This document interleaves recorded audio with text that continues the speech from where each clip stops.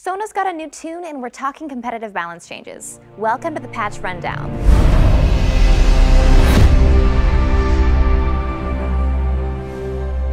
Hey guys, MsPudding here. This patch is one of the last we've got leading to the World Championships, so we're making a ton of changes aimed at promoting competitive diversity. Though we're tweaking things for every role, on today's panel we're only going to be talking about Sona, aggressive junglers, and assassins. I'll start with a mini summary of those changes before jumping into a more in-depth discussion with our designers and experts. If you want to skip to one of those topics, mouse over and click it. Kate, specifics. Sona's got a gameplay update. No worries, her playstyle's not really changed, but now she's giving bigger buffs over less time. Also, instead of being a floating stat booster, Q, W, and E are more impactful, so maybe the good Sonas will be recognized for something other than a single flash crescendo. Though tanky junglers and jungle items got buffed in 4.11, their more aggressive friends, Elise, Evelynn, Lee Sin, are still too dominant, and they're bullying everyone else out of Champ Select. All three are getting changes, with Elise losing range on her initiation, Lee losing his attack speed slow, and Evelynn getting a small power shift to the late game. Assassins are going to be happy about these 4.13 changes. Exhaust doesn't shut down your damage as much. Banshee's Veil has a longer reset on the spell shield, and Chalice gives just a bit less MR. On the other hand, there is a DFG nerf, with that cooldown going up. We'll talk about this and all of the above in our upcoming panel. Finally, there's a ton more I haven't mentioned, so definitely check out the patch notes for additional changes and details. To talk about the updates for this week's patch, I'm joined by Scar from Team Dignitas, Statikk from Core Gameplay, and Fearless from the Champion Updates team. Hey guys, thanks for coming out. Hey, no problem. So I'd like to start with Sona, who got a pretty big update with this patch. Yeah. What were we going for with the shift in her gameplay? We wanted to move her out of the invisible power stat auras and into something where she creates gameplay when she uses her abilities. A big problem of the stat auras has always been that the amount of power they need to feel satisfying is too much power for the game to support her to be healthy. And just for clarity, that's like when she uses her W and then she's standing around and there's kind of a passive like armor. And there's just all this armor and MR, but the amount that you need to feel really good about it is so much that it's just a terrifying amount of gold to kind of give out to your whole team.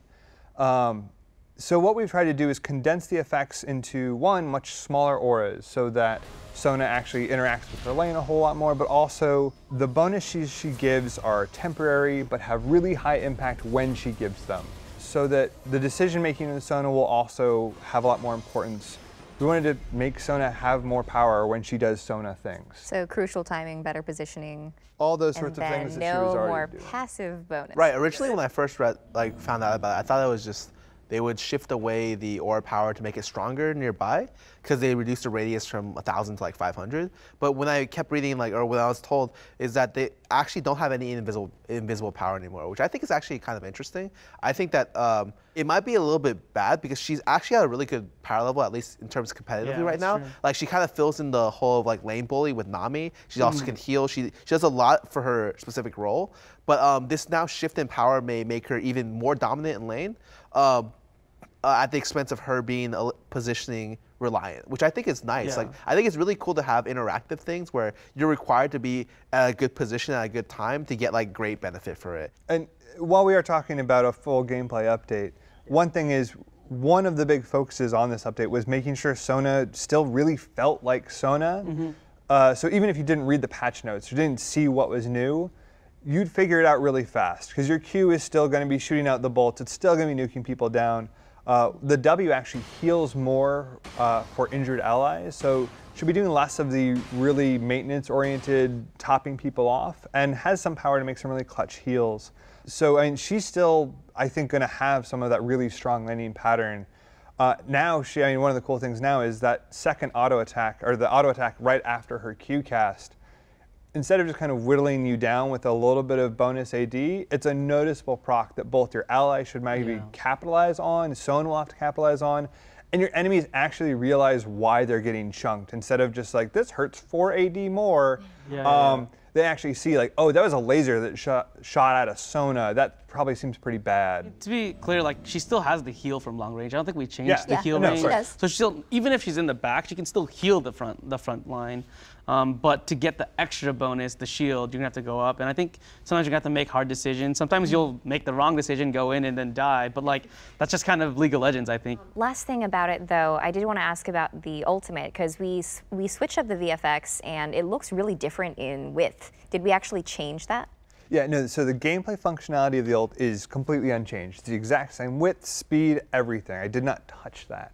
What we did change is we got some really gorgeous new particles that... By the way, the art team was like, did such an amazing job on the character. I think she looks really awesome. Everyone involved with the art just did a tremendous amount of really cool stuff. And Crescendo especially. Crescendo just flat out lied before. Like it was gigantic on the screen. So it felt like you missed a whole lot. And we wanted to fix that. Players deserve to know what their ults do. So the new Crescendo is much more honest about how it functions. It actually shows its projectile, which it's a projectile, everybody. And then it also shows just how big the affected area is, while still looking like that huge high moment. So when you make every person on the enemy team dance, which they dance slightly faster now, which is awesome, it's important. This is important, all right? Yeah, I guess so, yeah. But now you'll still have that huge high moment when you make them dance, but you'll know who you're actually going to hit. Okay, so the theme of this patch is supposed to be increasing competitive diversity, I assume in champion picks. I'm seeing a lot of the changes focused on the top 3 junglers right now, Evelynn, Elise, Lee Sin. Why are we targeting them? It's hard to say that we just only targeted them. Before this patch, obviously we were doing a lot of changes, like we added Quill Coat and we wanted to bring back tank junglers, you know? And we've seen a lot of success in a lot of levels of play with these characters, like, you know, Maokai and Nautilus and Rammus and Amumu, whatever, are definitely like pretty prominent in a lot of levels of play. But at the competitive scene, we're still seeing a lot of just, you know, early skirmish duelist guys, Lee Sin, Elise, Evelynn. Like, these are the guys that we see like every game. We're like, hey, what's going on? You know, like we wanted to try to like attack it from a different direction, but honestly, at some point, you have to realize that these guys are kind of drowning out the other possible picks. The first thing I have in mind is like, what was the idea behind not nerfing any of the early damage, or any of the damage in general from Elise or Lee Sin? Because like you said, a lot of the reason why they're popular right now is just they're skirmish junglers. Like, they do a lot of damage early game and throughout the game. So why was the balance changes not focused on the damage portion? Right. I mean, whenever we make a change to a character, we want to make sure we're not removing something players love about the character or really play them for, which is, I feel like Lee Sin and Elise are largely defined by their ability to duel and have damage early. You could argue maybe there's too much there, but we prefer to like look at other options, and I think we did this time around. Okay, on Lee Sin, I saw that you took off the attack speed for Tempest. That was very crucial in late game team fights, like early game skirmishing, as well as, why was it the decision to completely remove it and not lower it to like, let's say, a flat rate on every level? Yeah, I mean, we actually, to just tell you guys about the change, we think that the attack speed slow is also something that is really strong late game. I mean, it basically shuts out an AD carry. And we've kind of been going with this philosophy of Lee Sin is like, he's an early game champion. He focuses on trying to snowball the game out. And having that utility, we're like, well, one, players probably don't appreciate it as much, but also like, it's just really powerful. And we think he needs some late game fall off. Okay, but yeah, we did try a version where it was 20% attack speed slow at all ranks.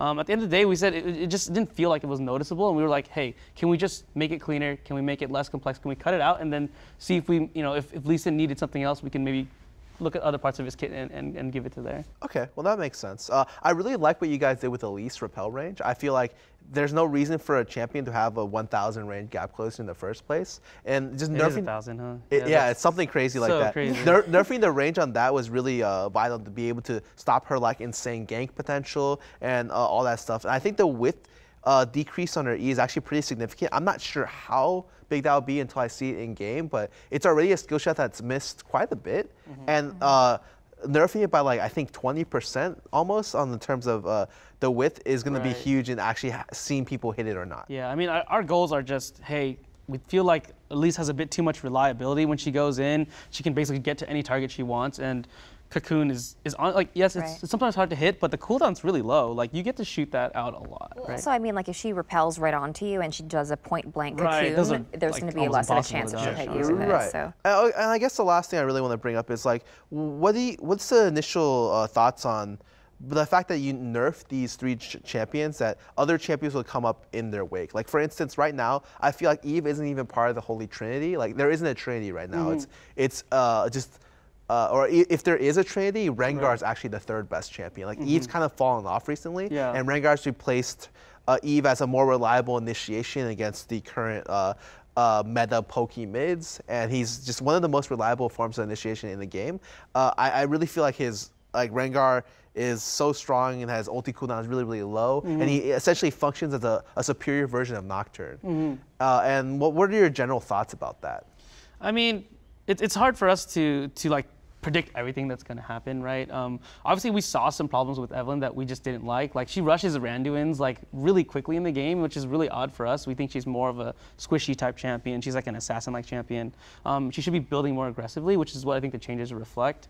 As far as Rengar goes, like, I think there's obviously still maybe some work we need to do on the character, but he's someone who's rising right now. And I think we want to give it just a little bit of time to see, like, understand what is his patterns, what's going on, why is he so dominant if he is.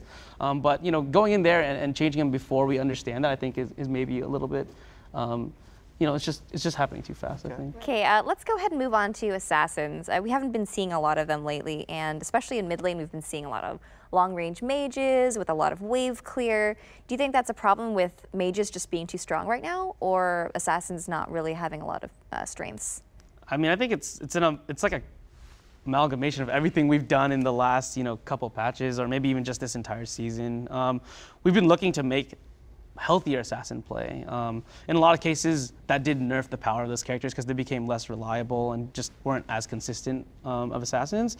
And also, we've done changes like we buffed exhaust, we buffed heal, a lot of things that counter those characters who need to go in and do the burst. And if they can't get that done, then they're not as useful. So, you know, I think it's a combination of them maybe being like some of them being slightly weak, some of the game just not favoring what we've done.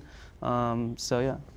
I really think the start of the exhaust change really shut down a lot of assassins because 50% damage reduction is like ridiculous for them to go through. Yeah, it just cuts them in half. It's hard to understand though because it's like only 10% more than it used to be, right? But like that's a lot apparently. Right, and so the new change to exhaust, like shifting 10% less, is going to help at least a little bit. But another big thing is just the fact that like the meta kind of shifted to where a lot of people group up more and more. Like it's very hard for you to find those meaningful early snowballs as assassins outside of like maybe solo kills in your lane, or like when the jungler comes to gank and you get like a 2v2 skirmish and you get ahead.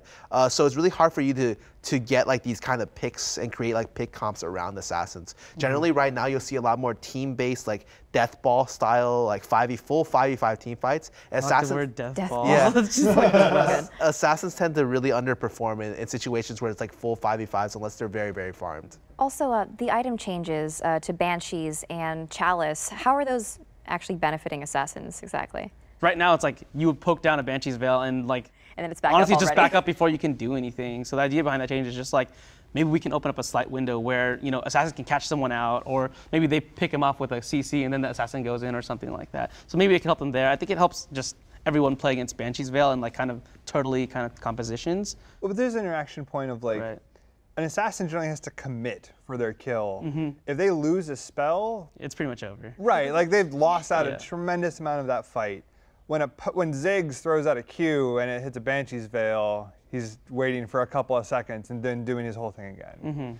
So I feel like giving them more time to capitalize on when someone is actually vulnerable could be a huge improvement, or it's a big improvement. It definitely will be for the competitive scene because Banshees right now is used as like a failsafe. It's like really helpful in like sieges. It's really hard to dive anyone with Banshees right now. And since this cooldown is so short, you could pretty much get it recharged on every creep wave. And that's Yeah, something. that was kind of the tuning point there. Yeah, there's really not much counterplay when you can literally just pull back if your Banshees gets popped, wait for the next creep wave and try something else again. Yeah, so that's stalling out games a lot with that. Yeah. As far as the Chalice change goes, I mean, we're just reducing some of the MR on it. I think it's just kind of a bit too gold efficient for the item.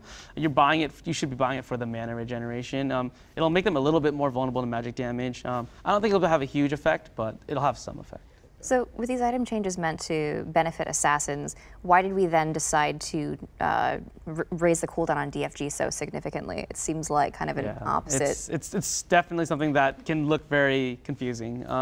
But the idea is, we love assassins, specifically, like we said, we want to make healthy assassins. We want to make assassins that we think are good for the game, that allow people who are being assassinated to have actions and reactions against them. What would you consider an unhealthy assassin in that sense? A lot of the characters that do use DFG are often using DFG to amplify, you know, an unhealthy pattern, essentially. Unhealthy pattern is one that's like very fast, very reliable. Basically, DFG, you just click the guy, right? And he has no way to do anything against it. You're just in range of the character. And then they follow with as many spells as they can in that instant to just try to one-shot you before you can do anything. So full combo from 100 to 0 I because think of DFG. assassins can be able to do, you know, these big burst combos, but, you know, things like skill shots or things that I can dodge, things that I can react to are important, you know. I think Zed's death mark is actually really cool because you can barrier it, you can do things like that. He doesn't just instantly kill you, even though he deals a ton of damage, you know. Okay, thank you Skara, Statikk, and Fearless for joining us today. If you guys are looking for more information, please check out the patch notes. We'll be back in a couple of weeks, but until then, check out the link below and leave us your comments and questions. Thanks for tuning in.